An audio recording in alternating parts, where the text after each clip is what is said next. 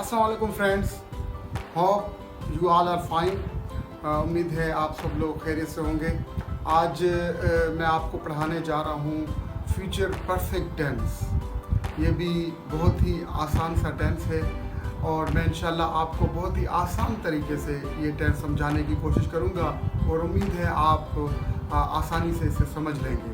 तो इससे पहले कि हम आज के लेसन की तरफ चलें, अगर आपने मेरा चैनल सब्सक्राइब नहीं किया तो काइंडली मेरा चैनल ज़रूर सब्सक्राइब कीजिए और बेल आइकन को भी प्रेस कीजिए ताकि आने वाले मेरी जो वीडियोस हैं उसका नोटिफिकेशन आपको मौसूल हो सके।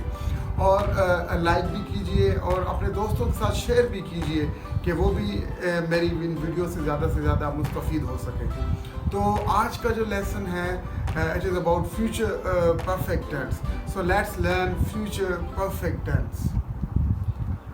सबसे पहले हमने देखनी है निशानियाँ। भाई फ्यूचर परफेक्ट टेंस इस्तेमाल किस लिए होता है? देखें, ऐसा काम जो मुस्तकबिल में शुरू होगा और मुस्तकबिल में ख़त्म हो जाएगा, उसके लिए हम इस्तेमाल करते हैं फ्यूचर परफेक्ट टेंस। निशानियाँ क्या हैं? निशानियाँ जो हैं वो ये हैं, चुका होगा, चुकी होगी, चुके होंगे, अलिफ होगा, छोटी ये होगी, बड़ी ये होंगी। किसी भी जुमले के आखिर में जब ये निशानियाँ आएँ, चुका होगा, चुकी होगी, चुके होंगे, अलिफ होगा, छोटी ये होगी, बड़ी ये होंगे, तो आप समझ जाइए कि वो जुमला जो है वो फ्यूचर परफेक्ट टेंस का है। ये निशानियाँ उर्दू में जो आपने जुमलों में देखनी हैं, जो भी जुमले इन निशानियों पर ख़त्म हों, आप समझ जाइए कि वो जुमले जो हैं वो फ्यूचर परफेक्ट टेंस में होंगे। अच्छा जी, आगे चलते हैं। इसके हेल्पिंग वर्ब्स क्या हैं? इसके हेल्पिंग वर्ब्स हैं शल हैव और विल हैव। शल हैव और विल हैव इसके हेल्पिंग वर्ब्स हैं। भाई जिसके साथ शल आप लगाते आए हैं, आपको पता है किसके साथ शल लगता है, उसके साथ शल हैव लग जाएगा, जैसे हम आई और वी के साथ शल हैव लगाते हैं। सिमिलरली जिसके साथ आप विल लगाते हुए आए हैं तो उसके साथ लग जाएगा विल हैव। तो third person singular he, she, it, who, Sajid, इसके साथ क्या लगेगा? Will have. इन एडिशन आप जो है third form of the verb जो है वो इस्तेमाल करेंगे इस टेंस में, third form of the verb. मैंने आप के लिए जुमले लिखे हैं आपको समझाने के लिए। वो क्या है? हम कॉलेज में दाखिला ले चुके होंगे।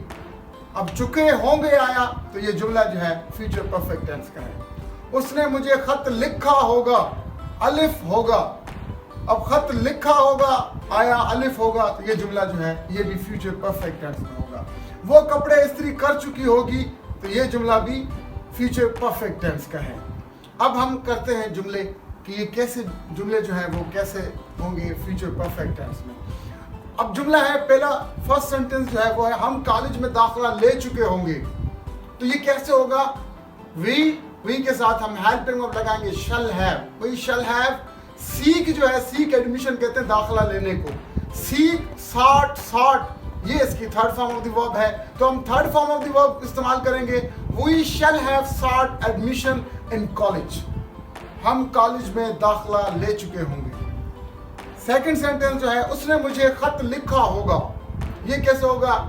ही के साथ आप सब्जेक्ट, ही के साथ आप हेल्पिंग वर्ब लगाएंगे विल हैव।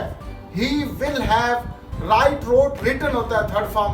तो राइट की जो थर्ड फॉर्म है वो रिटन है, तो हम लगाएंगे he will have written a letter to me. उसने मुझे खत लिखा होगा। He will have written a letter to me. Third sentence जो है वो है वो कपड़े इस्त्री कर चुकी होगी। अब शी जो है वो थर्ड पर्सन सिंगुलर है और थर्ड पर्सन सिंगुलर के साथ, जैसे कि मैं आपको पहले बता चुका हूं कि थर्ड पर्सन सिंगुलर के साथ हम हेल्पिंग वर्ब लगाते हैं will have. She will have. कपड़े इस्त्री करने को कहा जाता है आयरन, और स्त्री को भी आयरन कहा जाता है। इधर हम आयरन को एज ए वर्ब इस्तेमाल कर रहे हैं, तो आयरन की third form of the verb क्या है? Ironed. She will have ironed clothes. वो कपड़े इस्त्री कर चुकी होगी। She will have ironed clothes. तो ये तो थे अफर्मेटिव सेंटेंसेस या पॉजिटिव सेंटेंसेस, जिसे हम उर्दू में कहते हैं बयानिया जुमले। अगर आप फ्यूचर परफेक्ट टेंस में इंट्रोगेटिव सेंटेंसेस बनाना चाहें तो वो कैसे बनेंगे? Let's learn. अगर जुमला हो क्या हम कॉलेज में दाखिला ले चुके होंगे, इंट्रोगेटिव हो, तो क्या होगा? शल जो है वो शल बिफोर द सब्जेक्ट आ जाएगा। फिर आप लिखेंगे shall we have sought admission in college. सिर्फ शल आपने बाहर निकाला, बाकी जुमला वैसे का वैसे रख दिया। Shall we have start admission in college. Second sentence जो है वो ये है, उसने मुझे खत लिखा होगा। अगर जुमला क्या उसने मुझे खत लिखा होगा तो कैसे होगा? अब इसका उसका शल आपने बाहर निकाला था फर्स्ट सेंटेंस में, अब सेकंड सेंटेंस में आप इसका विल जो है वो बिफोर द सब्जेक्ट रखेंगे और जुमला होगा वैसे के वैसे, will he have written a letter to me. क्या उसने मुझे खत लिखा होगा? थर्ड सेंटेंस देखते हैं वो कैसे होगा। क्या वो कपड़े इस्त्री कर चुकी होगी? तो इसमें जो है सिमिलरली वही जो है फार्मूला इस्तेमाल होगा। विल जो है वो बिफोर द सब्जेक्ट आएगा, तो शी से पहले आप विल रखेंगे, will she have iron the clothes. बाकी जो जुमला जो है वो वैसे का वैसा होगा, will she have iron clothes. क्या वो कपड़े इस्त्री कर चुकी होगी? तो ये थे इंट्रोगेटिव सेंटेंसेस। अब अगर आप नेगेटिव सेंटेंसेस बनाना चाहें तो वो कैसे बनाएंगे? नेगेटिव सेंटेंसेस जिसमें इनकार हो वो कैसे बनाएंगे? कि अगर जुमला हो हम कॉलेज में दाखिला नहीं ले चुके होंगे तो क्या होगा? पहले आप रखेंगे सब्जेक्ट वी, उसके साथ शल के बाद आप लगा देंगे नॉट, नॉट के बाद आप लगाएंगे have. We shall not have, we shall not have sought admission in college. हम कॉलेज में दाखिला नहीं ले चुके होंगे। सिमिलरली अगर आप सेकंड सेंटेंस को देखें, उसने मुझे खत नहीं लिखा होगा, नेगेटिव हो तो आप क्या करेंगे? वही फार्मूला इस्तेमाल होगा, ही। सिमिलरली जो सेकंड सेंटेंस है अगर वो कैसे होगा? उसने मुझे खत नहीं लिखा होगा। अगर जुमला हो उसने मुझे खत नहीं लिखा होगा तो क्या होगा? आप ही लगाएंगे, ही के साथ विल लगता है, आपको पता है ही विल, और इसके बीच में आप पुट करेंगे नॉट को। He will not have written a letter to me. उसने मुझे खत नहीं लिखा होगा। थर्ड सेंटेंस क्या है? वो है वो कपड़े इस्त्री कर चुकी होगी। अगर हो वो कपड़े इस्त्री नहीं कर चुकी होगी तो कैसे होगा?